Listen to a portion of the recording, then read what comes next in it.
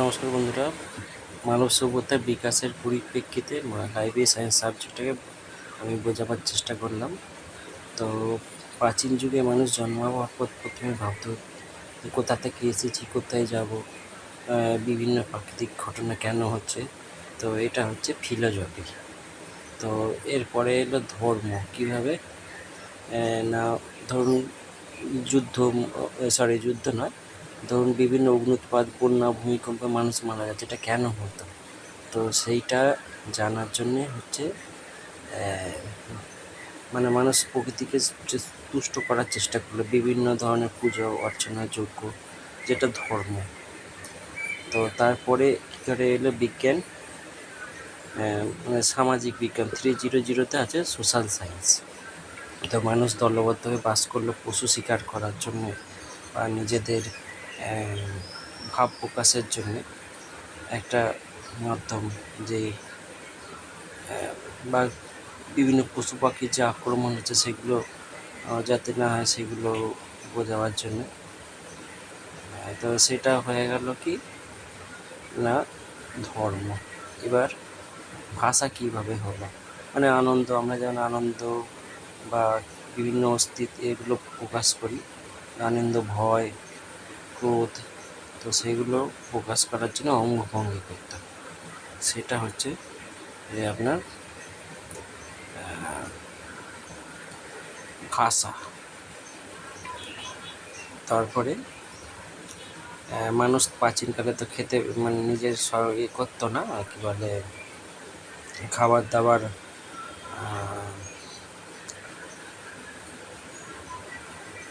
দাবার করতে পারতো না।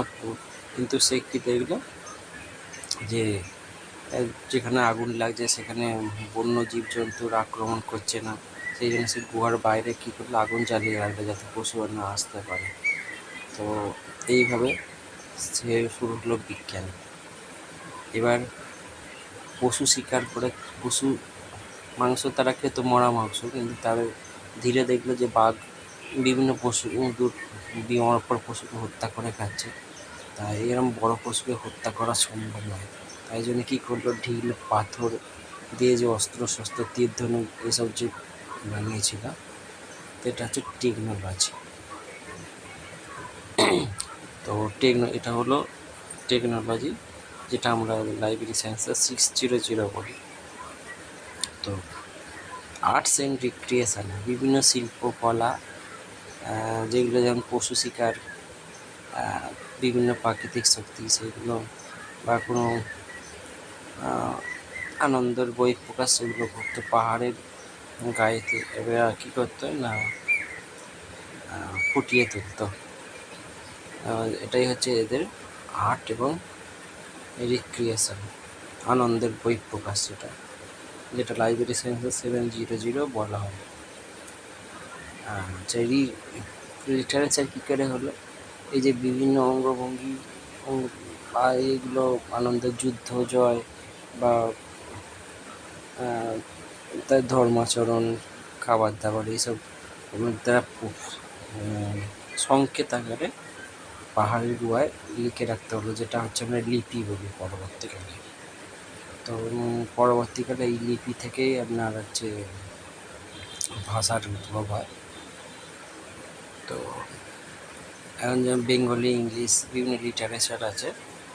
তো এইভাবে লিটারেচারটা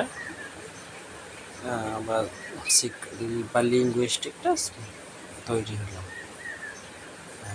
তা এরপরে আসি হিস্ট্রি ও জিওগ্রাফি। মানুষ তাদের, ধরুন আমরা যেমন আগে গল্প বলতাম আমাদের দাদুদের কাছ থেকে, তো সেরকম তাদের যে পশু শিকার করতো বা বিভিন্ন অভিজ্ঞতা, যুদ্ধ বিগ্রহ, সমস্ত কিছু তারা গল্প আকারে বলতে লাগলো। তো সেটা হচ্ছে ইতিহাস। আর ভূগোল কী হলো, তখন পশুচারণ করতো মানুষ, পশু শিকার করার পরে আস্তে আস্তে কৃষিকাজ শিখলো, খাদ্য উৎপাদন শিখলো, পশুচারণ শিখলো। এক জায়গায় পশুর ঘাস শেষ হয়ে গেলে আবার অন্য জায়গায় যেতে হতো। তো এই যে যাতায়াতটা করতে হতো, সেটা জন্য তারা ভূগোলের দরকার হলো, মানে মানচিত্র বা কীভাবে যাবে। তো এইভাবে লাইব্রেরি সায়েন্সের 7টা যে 9টা যে ভাগ 10টা যে ভাগ, সেটা আমি বোঝাবার চেষ্টা করলাম। হ্যাঁ, 9টা ভাগ বুঝেছি। আর 0-0টা বোঝাতে পারিনি। 0-0 মানে যেগুলো এরা পারেনি, যেগুলো মানুষের এতে আসেনি, সেগুলো হচ্ছে জেনারেলিয়া। এইভাবে লাইব্রেরি সায়েন্সের পরিপ্রেক্ষিতে বিভিন্ন ঘটনাগুলো বোঝাবার চেষ্টা করলাম। আপনারা বুঝতে পারলেন কি না জানি না। তো ভিডিওটা যদি আপনাদের ভালো লাগে তাহলে ভিডিওটি লাইক করবেন, এবং লাইব্রেরি সায়েন্স একটি খুব ইন্টারেস্টিং সাবজেক্ট, অনেকে পড়াশোনা করতে পারেন। তো আমি পরবর্তীকালে আমার যা জ্ঞান ভাণ্ডার, আমি যা জানি সেটা আমি ইউটিউব চ্যানেলে প্রকাশ করব। আপনাদের যদি ভালো লাগে চ্যানেলটি লাইক করে দেবেন, এবং ভিডিওটি দেখার জন্য অসংখ্য ধন্যবাদ।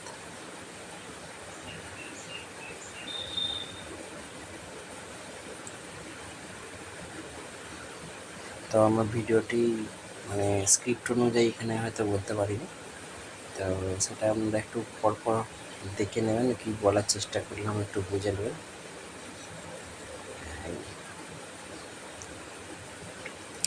লাইব্রেরি সায়েন্সের ভাগটা আবার বলে দিই।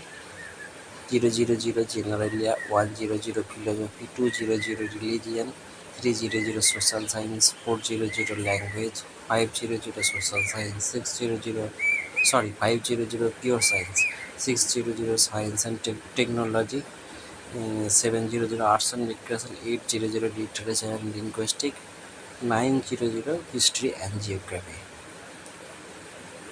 এবং এটি ডিডিসি ডেসিমাল ক্লাসিফিকেশান, এটাই সব জায়গায় চলে।